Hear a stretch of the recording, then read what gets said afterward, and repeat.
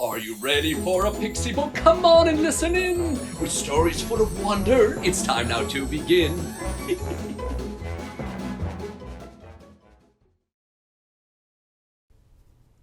Hello, children. Oh, and hello to you, Storybook. Ah, yes. Children, did you ever feel so hungry you could eat a house? Well, today's story is about a brother and a sister who did eat a house. Well, parts of it anyway. It's called Hansel and Gretel. Once upon a time, there was a boy and a girl named Hansel and Gretel, who lived in a secluded forest with their father. The father had always looked after them, hunting and gathering food for them to eat and keeping the fire burning on cold nights. But one day, he became so sick he couldn't even leave his bed. Soon, there was no food left to eat and very little wood to burn. Hansel and Gretel were still very young, so their father didn't allow them to go into the forest by themselves for fear they would get lost. But they knew they had no choice but to go and find some food and wood for the fire. So, one morning, when the father was still asleep, Hansel and Gretel quietly got dressed.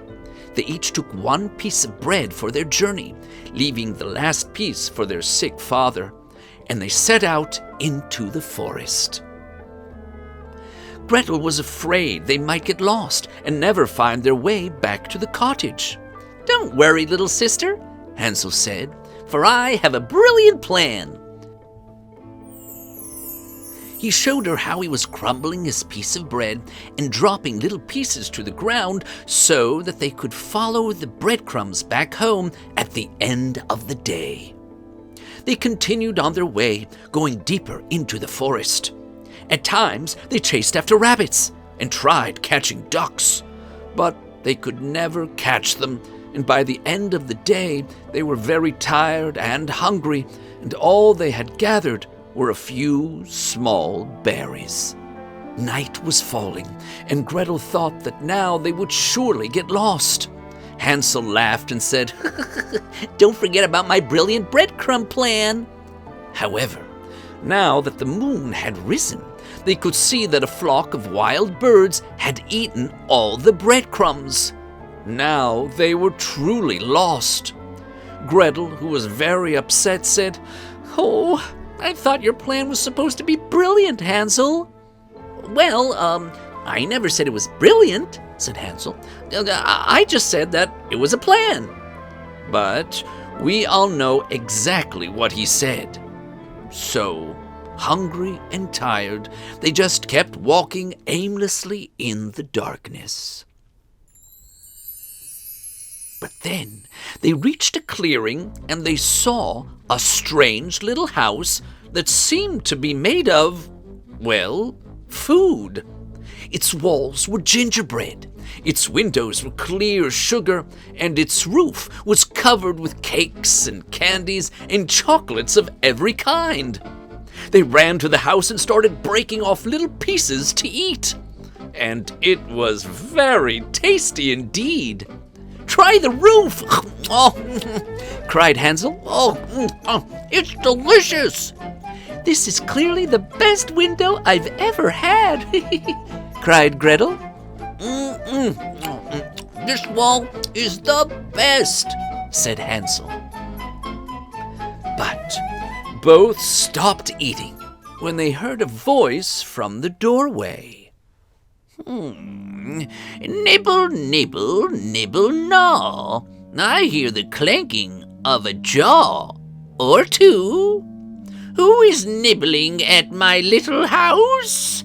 Is it a bear or a fox, a rabbit or a mouse, or two?" Hansel nervously answered, "No, it's the wind." Then they saw a little old lady standing at the open door. "Oh, it's just two harmless little children," she said. Oh, and you must be very hungry if you're eating pieces of my house. Then the old lady asked them to come inside for some proper food and a rest. So Hansel and Gretel went inside the house, and the little old lady fed them milk and pancakes with sugar and apples and nuts, as much as they could eat. Afterwards, they lay down in 2 little beds and fell into a deep sleep and dreamt happy dreams. But when Gretel woke up in the morning, she saw her poor brother off in a corner, locked in a cage. And when she looked at the old lady, she saw in the light of day that she was bent over with razor-sharp teeth and blood-red eyes. Why, you're not a nice little old lady at all, Gretel said. You're a witch. Yes, I am a witch, she cackled. Then she explained that she built the house out of gingerbread and cakes and candies so she could catch hungry little children just like them.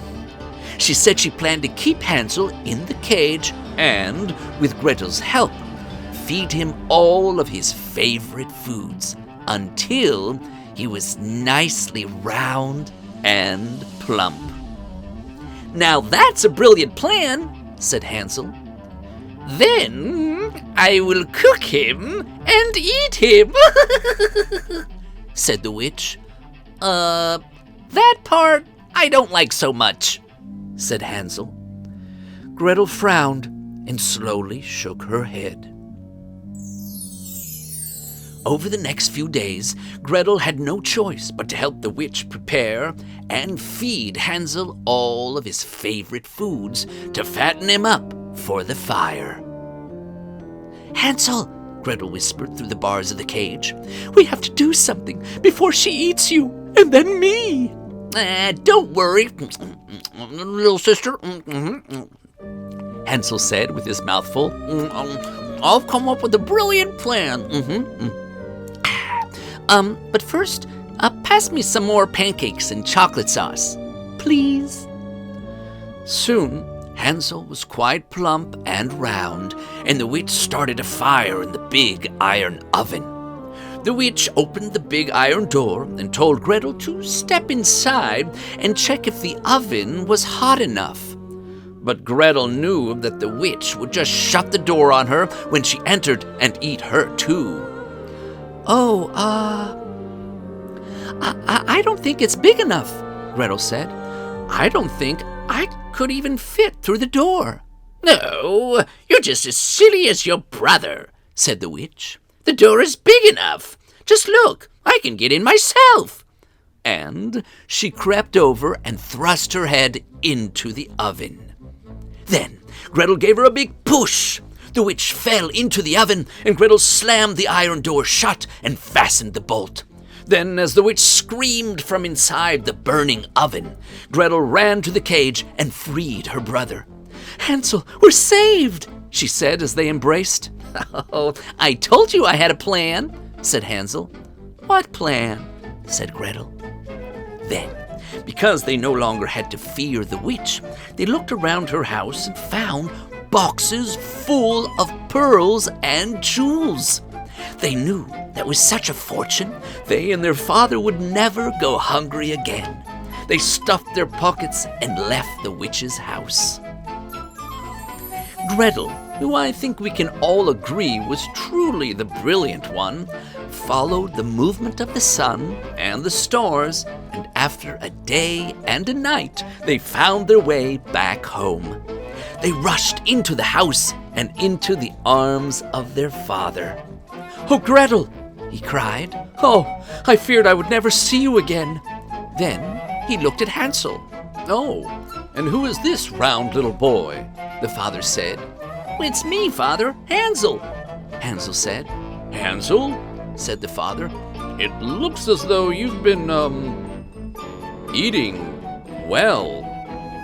All part of the plan, Father, all part of the plan.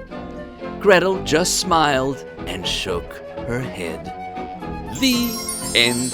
Oh, I just love happy endings. See you next time. Did you like the story? Then click like. Hello, everyone. How are you? Are you ready for a story?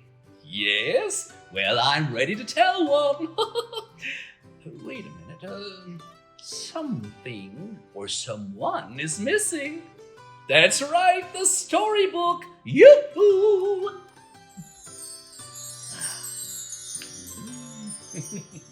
A story, please.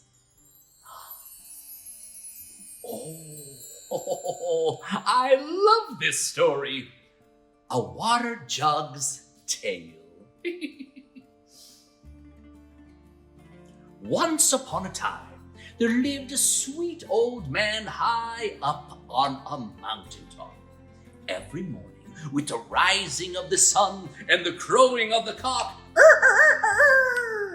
he would take his 2 water jugs, tie them to a pole, lift them up onto his shoulders, and set off down the trail to the river below. There, he would fill his jugs with cool, refreshing water, and then back up the trail he would go. Late one night, the 2 jugs stood in the full moon's light. One jug slept and snored,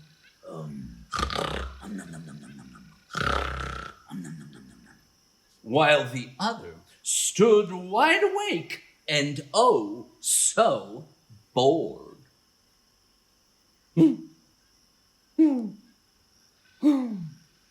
Juggo! Juggo! Ooh, Juggo! Juggo! What happened? What happened? You sleeping? Oh, you wake me up and you ask me if I'm sleeping? Oh, no, Juggy, I'm not sleeping. Good. Me neither. Oh, and it's all because of the moonlight. Why, it's so bright. Oh, I can see everything. These spider webs, pesky mice. Hey, even that crack of yours. Oh, crack? What crack? Oh, right there on your belly. That crack. Oh, what are you talking about? I'm cracked. Yep, you sure are. And you know, because of you at the end of the day, the old man probably doesn't have enough water to drink. Oh, poor guy. Yep, you, my friend, are cracked. And need I mention leaking? Oh, leaking? Oh, dear.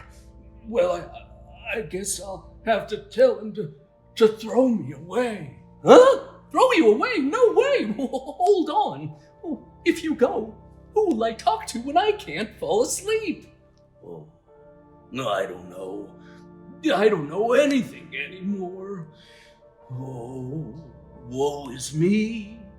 What's this I see? I'm as cracked as a jug can be. It's sad but true. That's it. I'm through. Nothing left for me to do. Oh, I recall those early days when I was young and trim, full of fresh, delicious milk they'd fill me to the brim. And then as I got older, feeling strong and bolder, I'd carry tons with all my might. I tell you, friends, I was quite a sight. Oh, but what's become of me now? Time for my final bow. Goodbye, my friend. Hello, the end. Oh, nothing left for me to do. Oh, yeah. Oh. And so it was on that bright, fateful night. But that's not the end of our tale, because the following morning the old man got up without fail, took his jugs, and set off down the trail. Along the way... Hey, Juggle! Juggle! I have to. You don't have to anything. He may not have even noticed. Oh, then all the more reason to tell him. No, don't tell him. I gotta. You don't. Yes. No. Yes. No. Oh, yeah. Well, hey. Water jugs? What's going on? What's all the fuss about? Well, sir, there's something I have to tell you. You see, the thing is, I'm cracked. Cracked, you say? Oh, yes, Juggo. I know you are. Oh? No. You must not understand. I'm cracked as in leaking. Oh, sir, it's over. I suggest you throw me away. Better yet, recycle me. Oh, Juggo, shh. Juggo, come here. Oh, yeah. Oh, shh. Come here, Juggo. Oh, come here. Shh. Come here, old pal. Juggo, tell me, what do you see all along the trail? What do I see?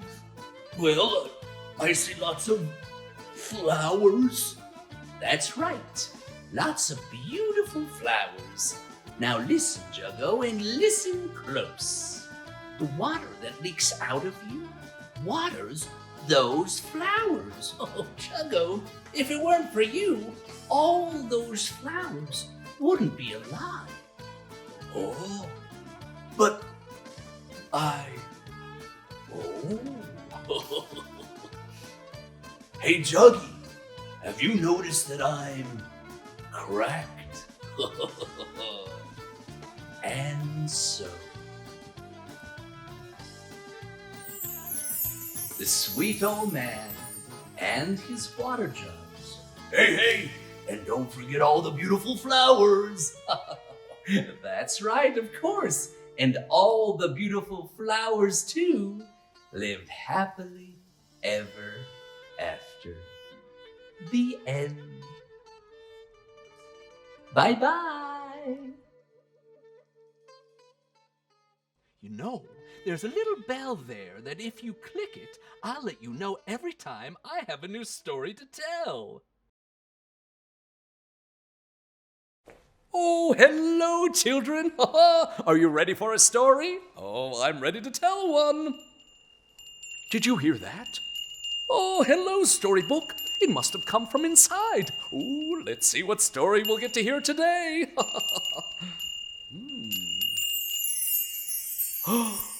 It's the story of Goldilocks and the 3 bears.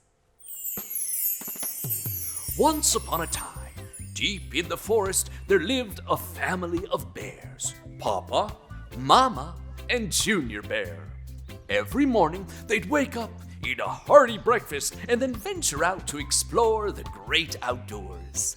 Papa and Mama would teach Junior all about nature. Oh, they especially loved bird watching, and even more so, bird listening. One morning, just as they were about to sit and enjoy their delicious morning porridge, Junior was standing near a window when he heard a strange-sounding bird. Mama, did you hear that? Oh, I'm sorry, Junior. I must have missed it. I was pouring the porridge into our bowls. There it is again, cried Junior. Yes, I hear it, called Papa.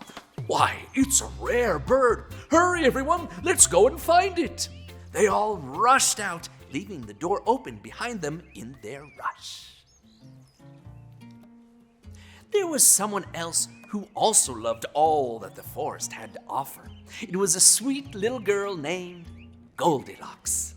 Can you guess why she was called Goldilocks? That's right, because she had lovely golden curls. Now, Goldilocks always took her notebook to the forest so she could draw the things that she would discover.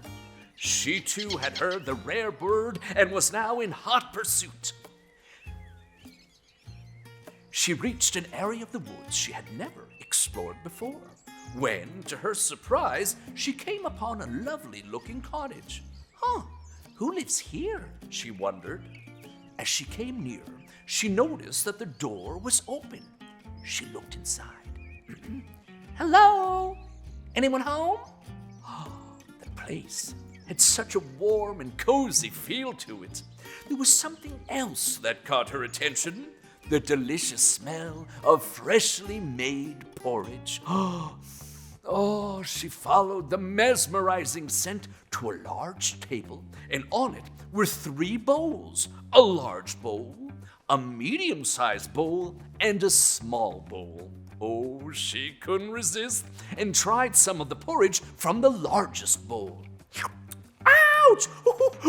This is too hot, she cried out. Then she tried some from the medium bowl. Ooh, this is too cold. Finally, she tried some from the smallest bowl. It was just right, and it was so tasty that she had to try a little more. And a little more, and more, and more, until soon she had eaten it all. She then walked into a sitting room. There was a large chair, a medium-sized chair, and a small chair. She decided to go directly to the smallest one. The others were just too big. She sat on it, and it felt just right. But just then, she heard a crack, and the chair collapsed. Oh, ouch, she cried. Ooh. She slowly got up and entered the next room, which she was sure was a bedroom because there were 3 beds in it. A big bed, a medium-sized bed, and a small bed. She yawned and suddenly felt quite sleepy from all the excitement. Well, there was no way she could climb on top of the big bed. She looked at the medium-sized one, but its blanket looked too thick. So she put her notebook on it and then lay down on the small bed. Oh, it felt just right. And within moments, she was fast asleep.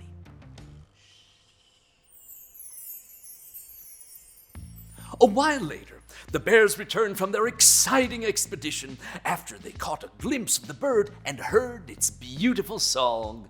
Now they were hungry and made their way straight to the table to eat. Papa looked at his bowl and noticed that his spoon was in it.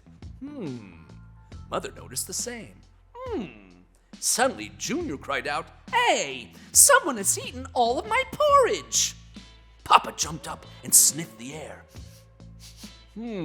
I smell an unfamiliar scent. They followed it into the sitting room. "Hey, my chair is broken!"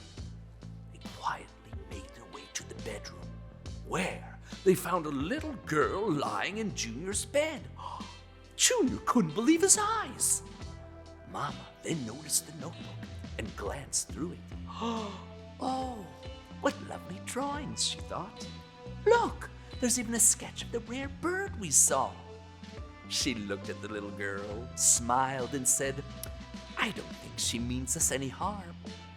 Just then, Goldilocks slowly opened her eyes and, to her amazement, discovered that there were 3 bears standing right before her. She jumped to a sitting position as the bears jumped a step back. No one moved. They just looked at each other, unsure of what to do. Finally, Mama kindly said, "Are these your drawings?" Goldilocks nodded. "Oh, they're beautiful. You're very talented," Mama Bear said. Goldilocks smiled. Are you the one who made the delicious porridge?" Mama Bear smiled and nodded. "Wow, you're very talented too. That was the most delicious porridge I ever tasted. I'm sorry for eating it all and breaking the chair and falling asleep in the bed." Well, Junior grinned, "I guess you must have good taste because you chose all of my stuff." Laughter filled the air. And from that day on, Goldilocks not only had new friends, but great teachers who showed her all the magic of the forest and took her on great bird watching and bird listening expeditions. And they all lived happily ever after. The end. Oh, did you hear that? Oh, I think it must be a rare bird. I'll see you later. Bye-bye. If you want me to tell you when I have a new story to tell, just click on the bell.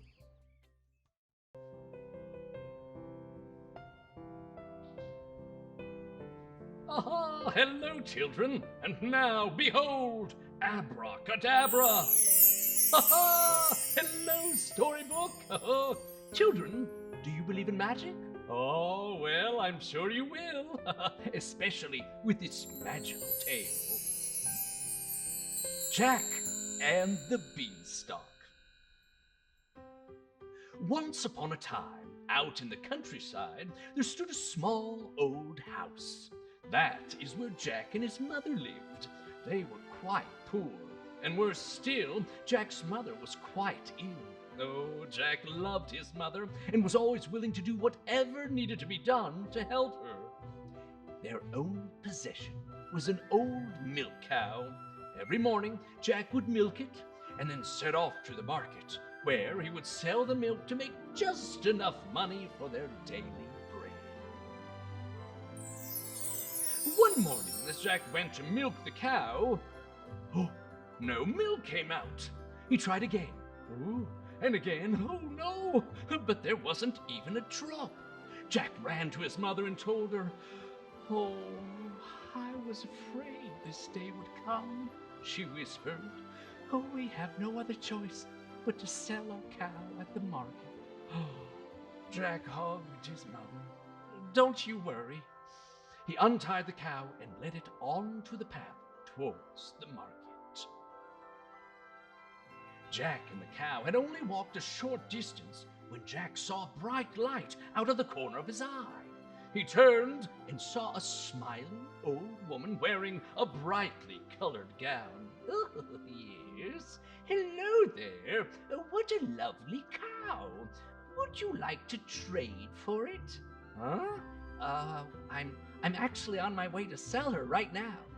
"Oh, well, how about I give you a sack of magic beans for her?"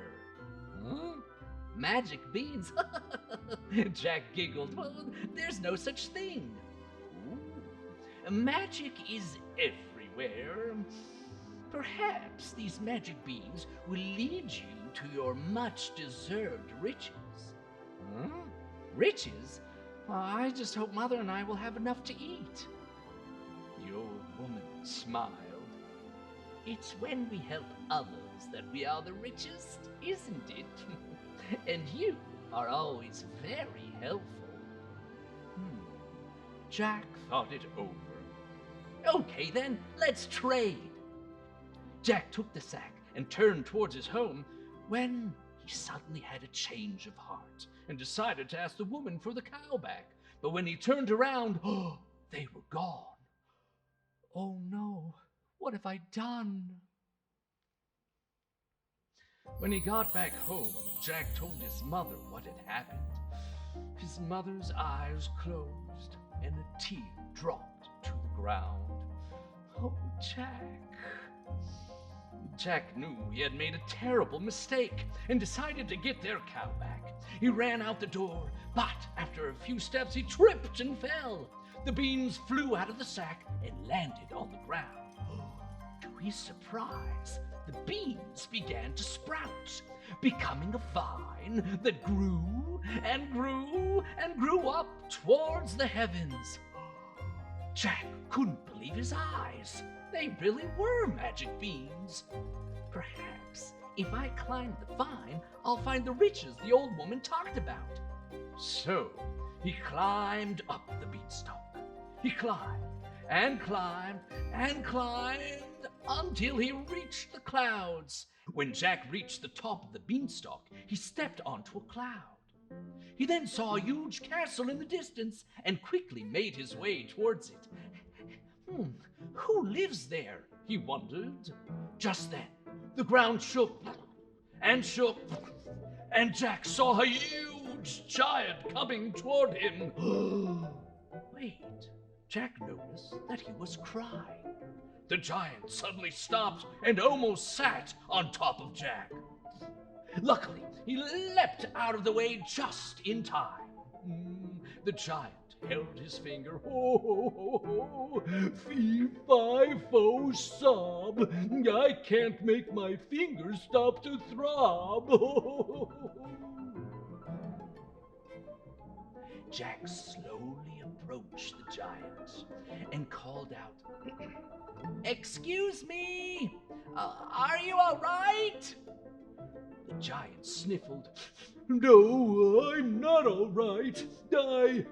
Oh, wait. Who's asking? "It's me, Jack." Oh, The giant squinted his eyes and finally saw Jack standing beside him. He was so small. oh, hello, Jack. It's nice to meet you, even though I'm not in the best of moods. Oh, I got a splinter stuck in my finger. Oh, it's so small, but it hurts so much. Oh. Jack thought for a moment. "Well, maybe I can help you get it out." Oh, that would be so nice of you. The giant gently placed his finger in front of Jack. The splinter was the size of Jack's whole arm. He grabbed it and said, "Okay, I'll pull it out on the count of 3. Ready?" Ready, said the giant as he closed his eyes and clenched his teeth. 3, 2, and before he reached 1, Jack pulled the splinter right out. Oh, what a relief! Fee, fi, fo, thank you! Is there anything I can do to help you? "Well, truth is..." And Jack told the giant the story of his sickly mother, the cow, and how he had found his way up to the clouds. Well, you seem like quite the nice little person. I think I might have just a thing. I have a flock of lovely geese, and they lay the tastiest eggs. Well, I'd be happy to offer you one of my geese. "Oh, that would be wonderful. I'll make Mother omelets for breakfast, and I'll sell eggs at the market and have enough for our daily bread." Well, the giant stood up and ran off with loud thumps, and soon returned with a goose in his palm. Jack took hold of the goose, thanked the giant, and they parted ways. Jack carefully made his way down the beanstalk. When he finally reached the ground, he gently put the goose down and looked over at his little house. Oh, he had never been happier to see it. He then turned towards the beanstalk, but to his surprise, it had disappeared. Just then, the goose let out a honk and laid an egg. Jack noticed the egg was golden and shiny. He then picked it up. Oh, it was heavy and solid. Wait, is this egg? Yes, the egg was made of pure gold. Soon Jack and his mother were the richest in the land. Mother healed from all her ailments, and together with Jack, helped others in many wonderful ways. And they lived happily and magically ever after. The end. What a magical story! Okay, I'll see you next time. Bye-bye. If you want to hear all of the Pixie books, make sure you click unsubscribe. Hello there, children. It's time for another wonderful story. Oh, Storybook, good to see you again. Oh, that's a good one. Storybook, thank you. It's called The Frog Prince. Once upon a time, In a kingdom far away, there lived a king and a queen and their daughter, the princess, a charming young woman. On her birthday, her royal parents gave her a gift. No, not a drone. Drones didn't exist back then. It was a ball, a golden ball, beautiful and smooth, made with real gold in it.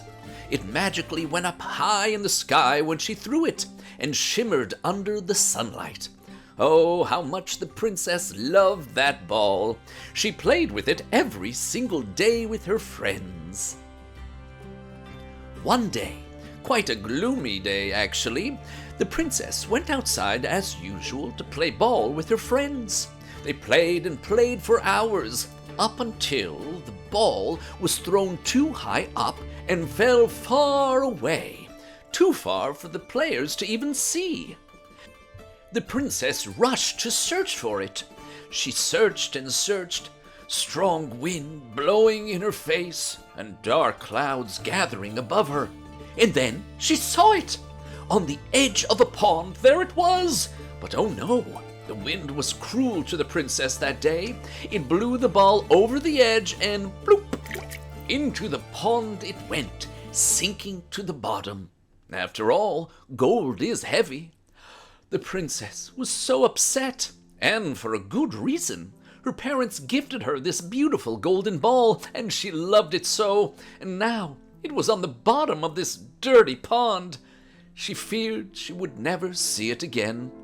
She stood there near the pond and cried, "Oh, what will be of my beloved golden ball? How will I tell my parents I lost their precious gift? Oh my!"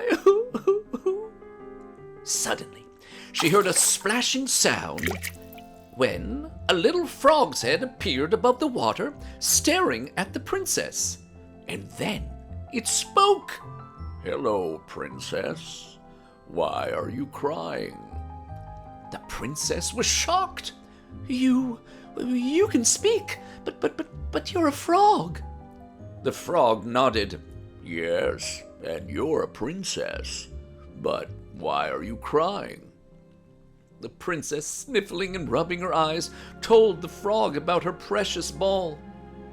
The frog paused for a moment, scratching his slimy little chin with a slimy little hand. Well, if I go down under and retrieve your precious ball for you..." The princess's eyes lit up. "I'd give you anything. Please, please do it." "Is that so?" said the frog. "Look, it's awfully cold and dirty here, and quite hard to find food or shelter.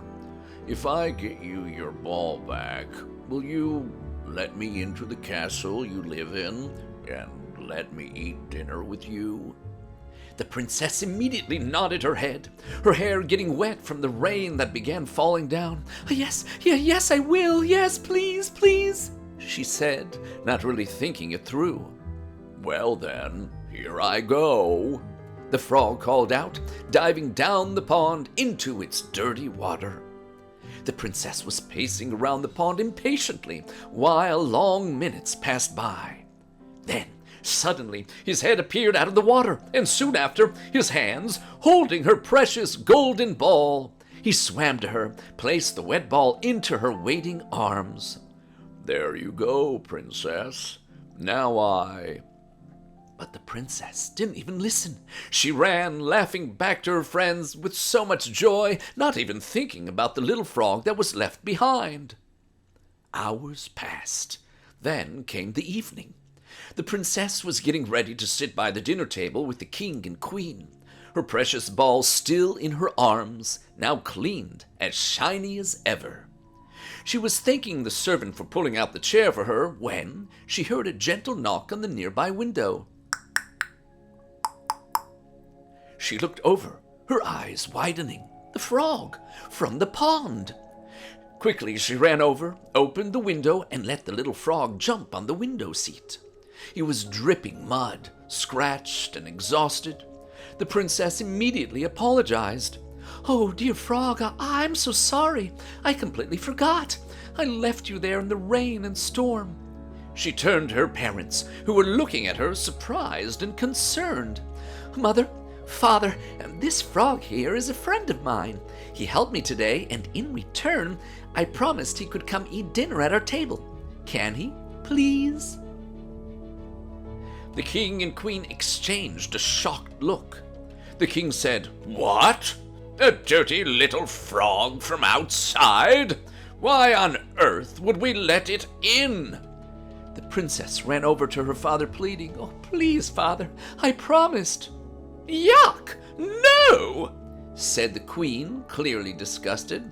"There is no way that thing sits at our dinner table. Are you insane? This is a dirty, wild creature." The princess cried and pleaded, but there was no use. Her parents would not have it. She took a big coat and went outside, meeting the frog on a nearby bench by the window. "Oh, I'm so sorry, my dear friend," she said to him. The frog jumped onto the bench and sat close beside her, his head shaking. "Oh, I was so excited to spend the evening inside, away from this rain and the cold, and this dirty, awful pond. I'm so hungry and tired.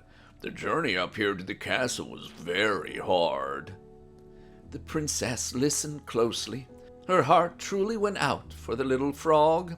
"Poor little thing," she said, bending down, wiped a chunk of mud off his slimy cheek, and gave it a small kiss. For a quick moment, the only thing she saw was gold fog appearing out of nowhere, and then it was all around the little frog, covering him up.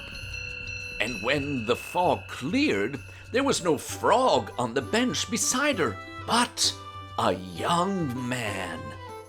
The princess was at a loss for words. "What? How?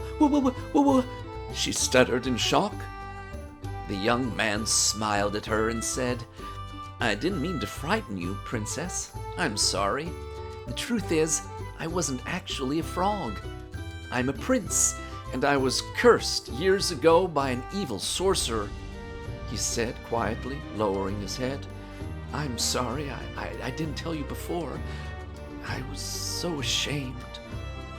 The princess shook her head. "No, don't be sorry, but how did you turn back into a prince?" And the prince told her how the only way to break the curse was an act of pure kindness from a princess. "And you did exactly that, without knowing who I really am," the prince said to her, smiling. The king and queen were very confused when their daughter went back inside, accompanied by a prince, whom they gladly invited to dinner.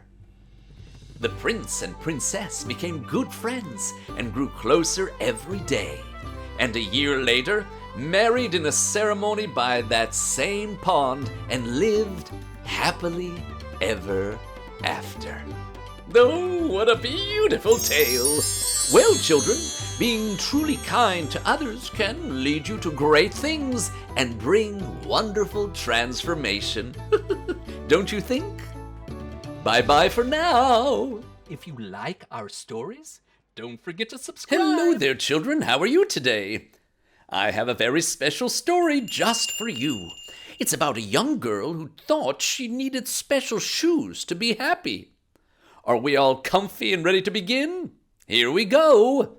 The Red Shoes. Once upon a time, there was a young girl named Karen. Even though her family was very poor, they always tried their best to give Karen everything she ever needed. They raised her to be kind and generous. Even though they had very little, there were other families who had even less. Every day, Karen would walk to school and pass by a shoe store with bright red shoes in the window. "Can I have those, Mom?" Karen would ask her mother. "No, Karen, your black shoes are fine," said Karen's mom. "But they are old and black and ugly," Karen would whine. "Yes, but they are comfy," and will last, her mom said. One year before her birthday, Karen's parents saved enough money to give her a gift. "Spend it on something special," her father said. On her way to school the next day, Karen stopped at the shoe store and used her birthday money to buy the red shoes she had wanted for years. The lady at the store said they only had the small size of the shoes, but Karen didn't care. She wanted the shoes and would make her feet fit. Karen put her old black shoes in her backpack and put on her new bright red shoes. As soon as she put them on, she could not stop smiling. The rest of the walk to school, she could tell everyone was looking at her and admiring her shoes. As she walked by, compliments filled her ears. "Wow, look at those shoes. How beautiful. Those are some great dancing shoes." When she got to school, all Karen could think about was her new red shoes. During her classes, when she was supposed to be learning, she was drawing and doodling her shoes. She was busy thinking about her shoes. She didn't listen when her teacher said there would be a test the next day.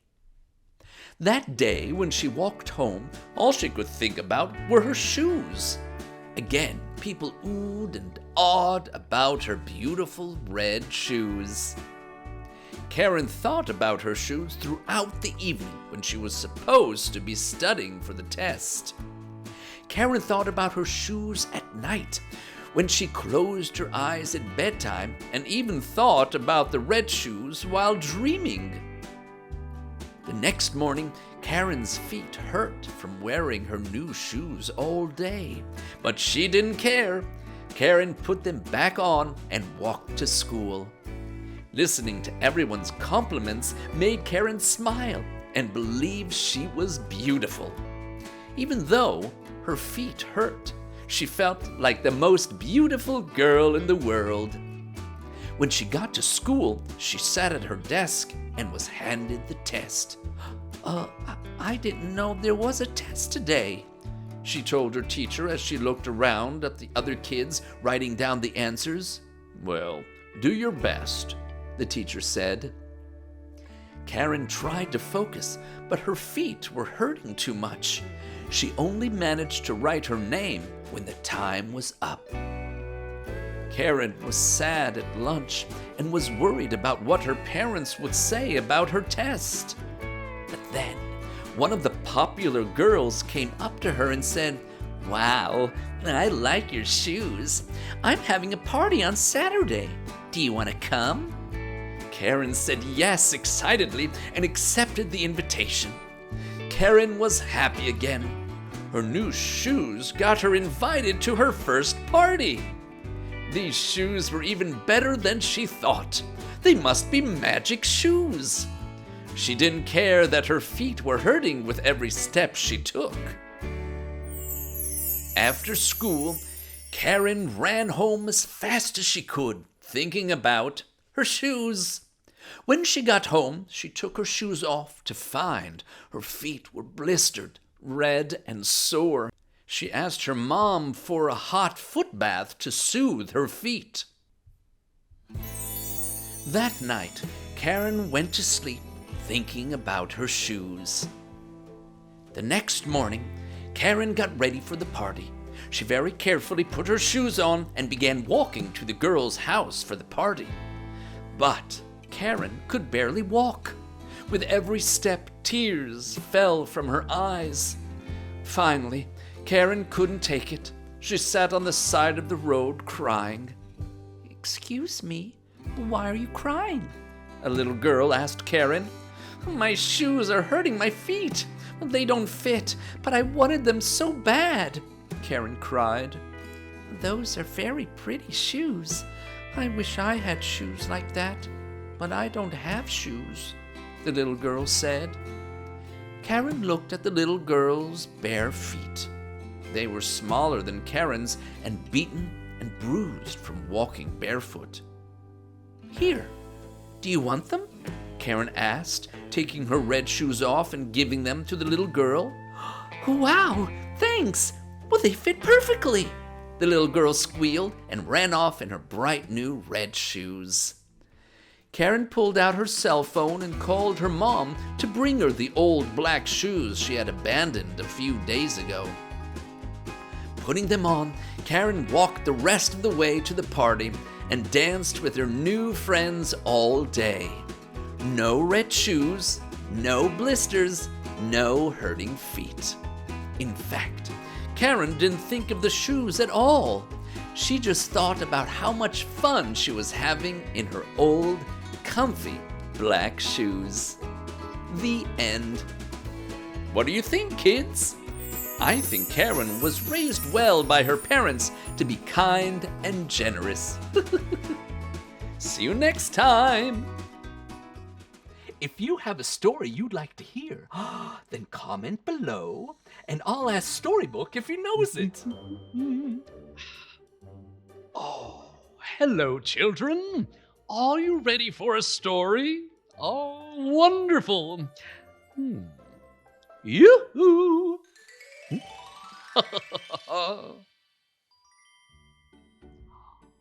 Once upon a time, in a small village nestled in the hills, there lived a shepherd boy.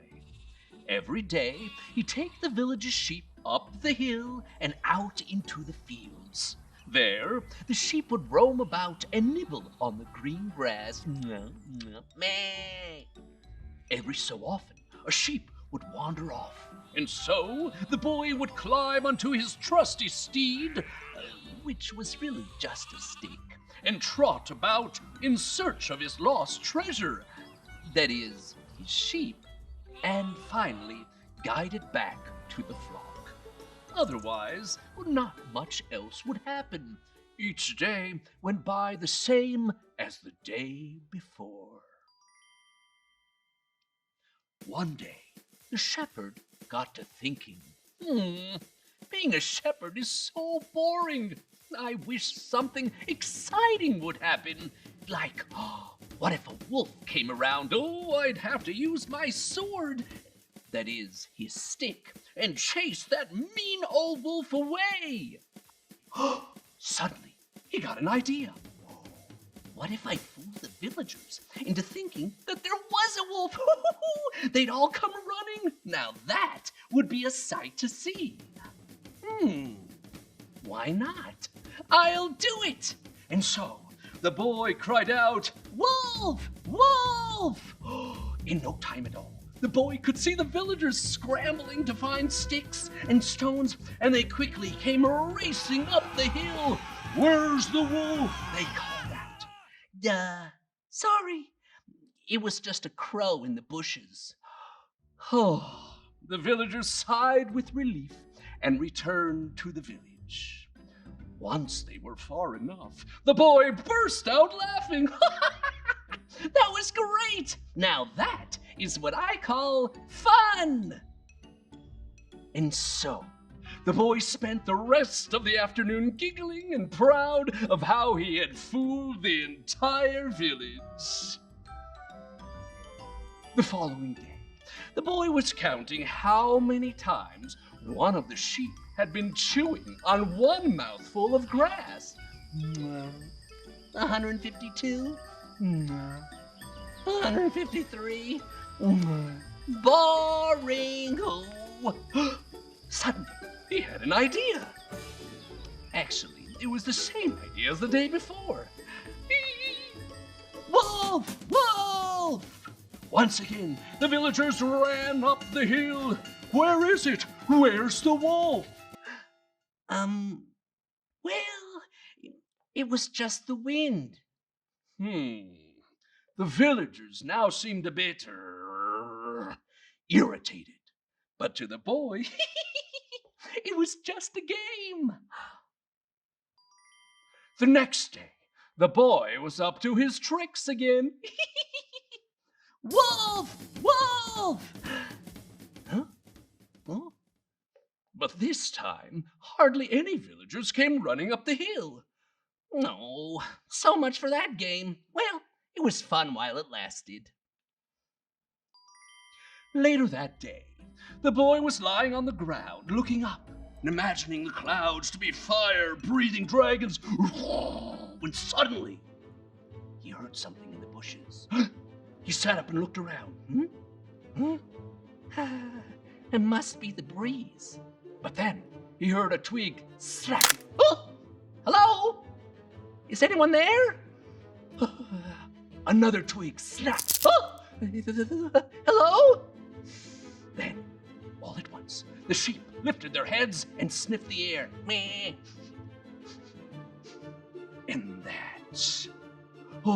is when the shepherd's heart began to pound. Oh, he slowly stood up and held his stick tightly.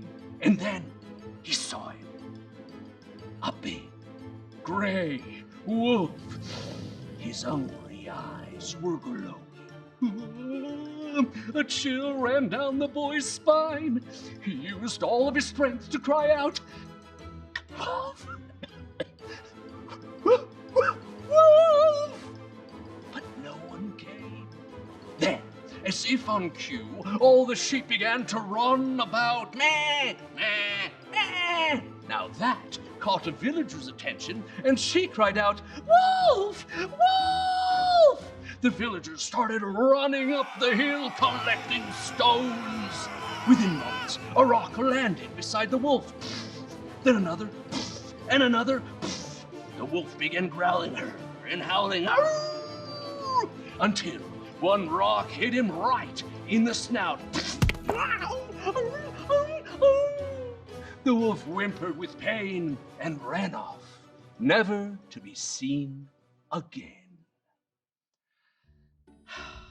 The shepherd boy had learned some very important lessons that day, and from then on, he enjoyed the peaceful time he spent with his beloved sheep. The end. Come on now, it's time to go to sleep. He doesn't want to go to sleep. He's so full of stories. He has so much energy. Shh, shh, time to sleep. You too, good night. Shh.